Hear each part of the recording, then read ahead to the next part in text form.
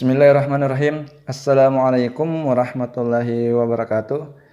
Jadi adik-adik, seperti yang adik-adik sudah lihat di depan, bahwa di sini kakak menampilkan sebuah buku digital yang dapat adik-adik gunakan dalam memahami materi sistem peredaran darah. Tetapi terlebih dahulu kakak akan menjelaskan beberapa menu yang ada di dalam buku digital ini, biar nanti adik-adik bisa dapat menggunakan dengan mudah. Yang pertama, bookmark. Bookmark digunakan untuk menyimpan atau menandai teks atau kalimat yang adik-adik ingin pilih. Kemudian thumbnail digunakan untuk preview atau menampilkan kata kecil. Kemudian table of content untuk mengelompokkan data. Selanjutnya, menu icon share. Share ini dapat adik-adik gunakan untuk mencari, bookchase untuk menampilkan buku, print untuk adik-adik dapat gunakan untuk memprint, draw untuk menggambar, dan text stylus untuk memilih kalimat, dan share digunakan untuk membagi, dan download untuk mendownload. Dan di sini ada mode atau pengaturan suara. Selanjutnya ada full screen. Di sini adik-adik dapat menampilkan layar perbesar atau perkecil. Kemudian di sini ada menu memperbesar atau memperkecil tampilan. Buku digital ini adalah buku digital buatan saya sendiri, seorang mahasiswa dari Prodi Tadris Biologi dengan nama Rahmat Nugraha. Buku ini kami beri judul dengan Digital Book Biologi Sistem Peredaran Darah untuk SMA, MA kelas 11. Selanjutnya kita pindah ke halaman berikutnya. Di sini ada kata pengantar yang penulis buat. Di sini adik-adik dapat melihat kata pengantar yang kami susun di dalam buku digital. Selanjutnya di sini di halaman selanjutnya ada pendahuluan. Di bagian ini tak lupa si penulis atau kami yang membuat, kami berikan beberapa informasi awal terkait buku digital, diantaranya ada tujuan pencapaian pembelajaran yang akan kita capai di dalam buku digital ini, sehingga nanti kita tidak bingung. Kemudian di sini juga kita lampirkan cara menggunakan buku digital ini, biar nanti adik-adik dapat menggunakannya dengan mudah.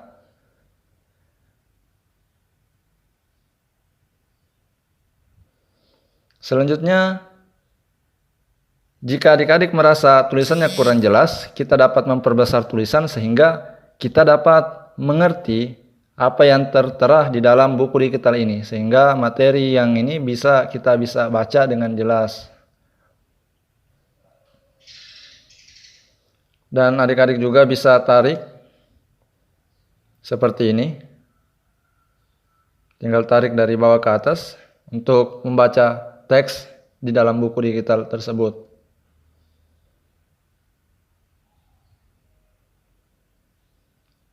Selanjutnya kita perkecil kembali tampilan. Kita pindah ke halaman berikutnya. Nah, di dalam halaman berikutnya ini, di dalam buku digital ini juga kami lampirkan sebuah video tentang sistem peredaran darah, sehingga adik-adik dapat mengerti betul materi dari sistem peredaran darah.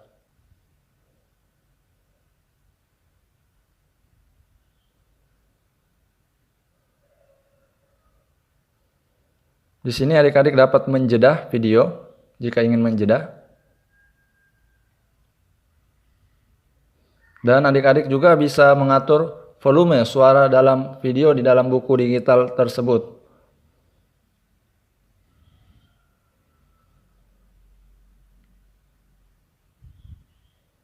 Meskipun jantung kita tidak lebih besar dari kepalan tangan, jantung memiliki peranan yang besar untuk tetap membuat darah mengalir sepanjang 60.000 mil dalam pembuluh darah, yang mengedarkan nutrisi dan oksigen untuk organ dan jaringan.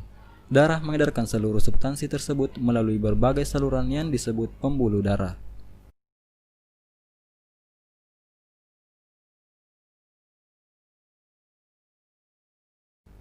Pembuluh darah meliputi arteri, vena, dan kapiler. Untuk membuat darah mengalir ke seluruh tubuh, kita memiliki sistem pemompa dan jantung adalah pompanya, di mana jantung tersusun atas otot yang memompa darah ke seluruh tubuh, berdetak sekitar 72 kali per menit sepanjang hidup kita. Jantung manusia memiliki 4 ruang. Atrium kanan, atrium kiri, ventrikel kanan, dan ventrikel kiri.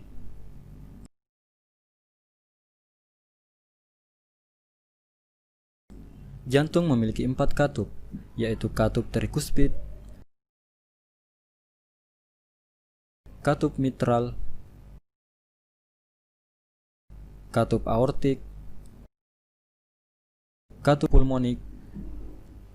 Katup ini merupakan katup satu arah.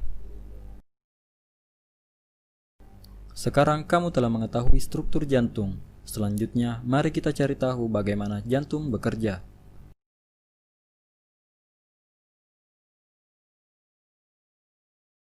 Darah menjadi kaya oksigen dengan menyerap oksigen di dalam paru-paru. Jantung mulai bekerja ketika darah yang kaya akan oksigen terbawa dari paru-paru menuju ke atrium kiri melalui vena pulmonalis. Saat atrium kiri berelaksasi, darah akan terpompa masuk ke jantung. Saat atrium kiri berkontraksi, secara bersamaan ventrikel kiri akan berelaksasi.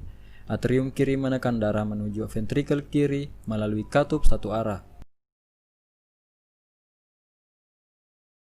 Ketika ventrikel kiri berkontraksi, darah akan terpompa menuju aorta, di mana darah yang kaya akan oksigen dialirkan menuju bagian tubuh lainnya kecuali paru-paru. Darah yang kaya akan oksigen mencapai seluruh tubuh melalui pembuluh darah yang disebut dengan arteri.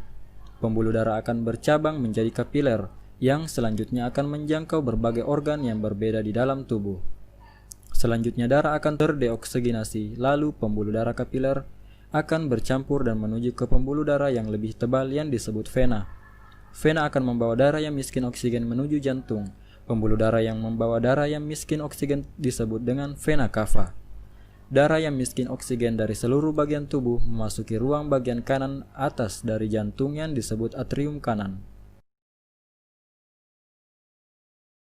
Atrium kanan akan berkontraksi dan memungkinkan darah untuk mengalir menuju ventrikel kanan melalui katup satu arah.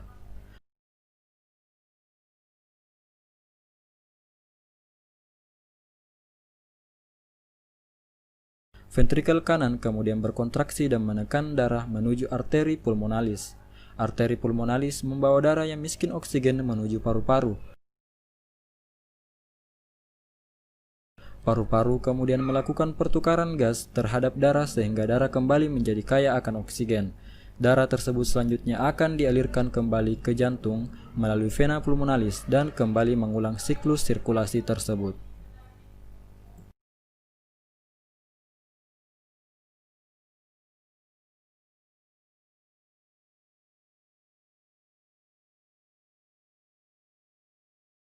Kita pindah ke halaman berikutnya. Nah, di halaman berikutnya di sini penulis atau si pembuat buku digital kami membuat sub-sub materi yang adik-adik harus pelajari, fungsi dan komposisi darah.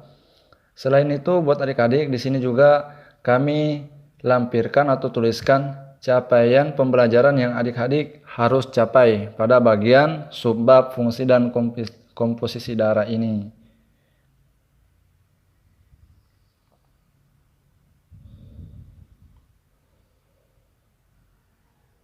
Adik-adik dapat melihat sendiri materi-materinya.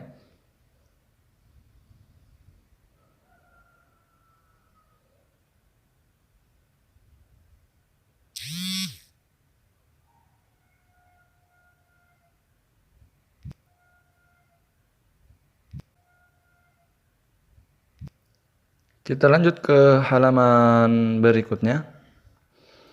Di halaman berikutnya, di sini juga penulis tidak lupa mencantumkan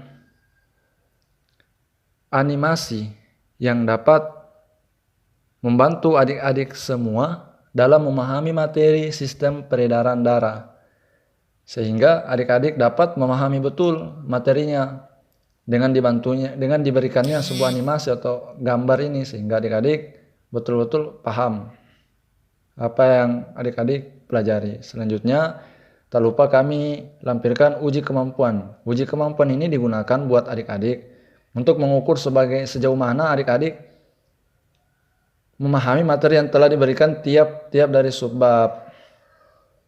Di sini juga ada subbab plasma, dan tidak lupa kami cantumkan capaian pembelajaran yang adik-adik harus capai di bagian ini. Kita lanjut ke halaman berikutnya.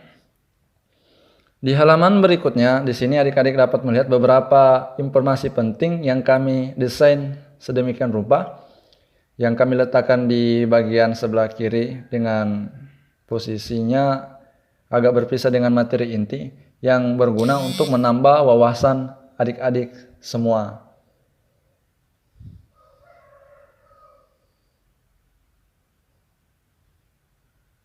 Next, kita lanjut ke halaman berikutnya.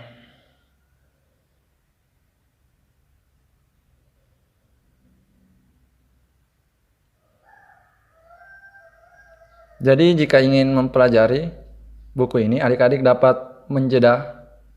Nah, di bagian ini tak lupa kami cantumkan halaman website yang adik-adik bisa akses untuk menambah referensi-referensi adik-adik di dalam pembelajaran kita.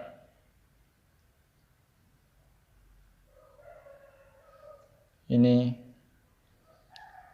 Dan adik-adik jika ingin, adik-adik dapat menjeda videonya ini untuk membaca materinya secara jelas.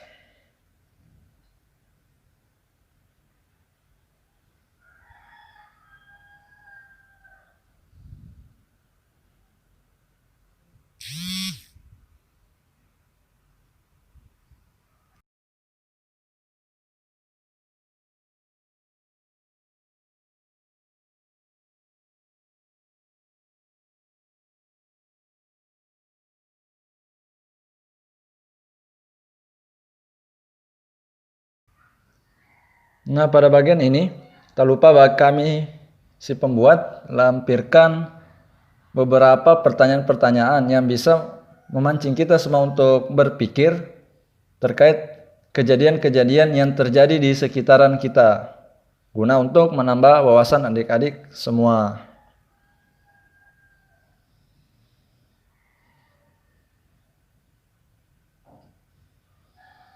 Nah, di bagian ini kami juga melampirkan beberapa kegiatan yang mampu menunjang kreativitas adik-adik semua, sehingga selain kita mempelajari teori, kita juga mempraktekannya, sehingga materi yang kita terima, kita betul-betul dapat mempraktekannya langsung di lingkungan sekitar kita. Di sini kami membuat contoh kegiatan membuat hapusan darah. Kita next.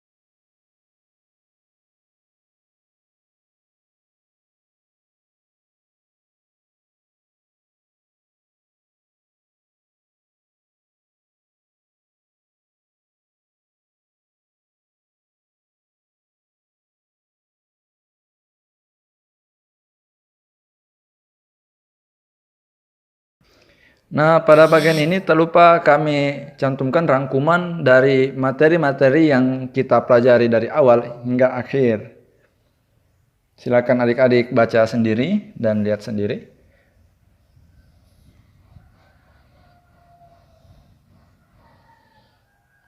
Kita lanjut.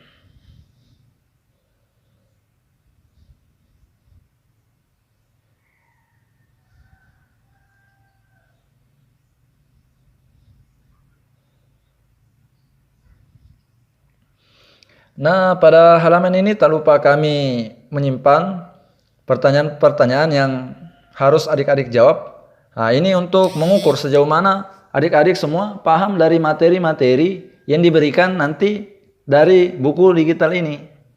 Sehingga adik-adik dapat ini. Kita next.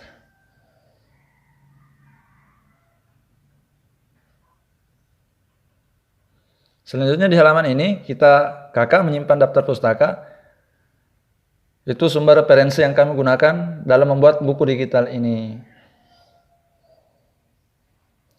Selanjutnya di sampul terakhir di sini ada gambar dari si penulis sendiri, yaitu saya sendiri.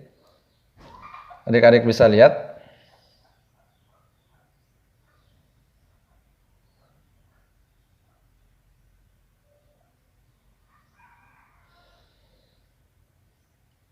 Nah, mungkin itu saja penjelasan kakak terkait buku digital ini.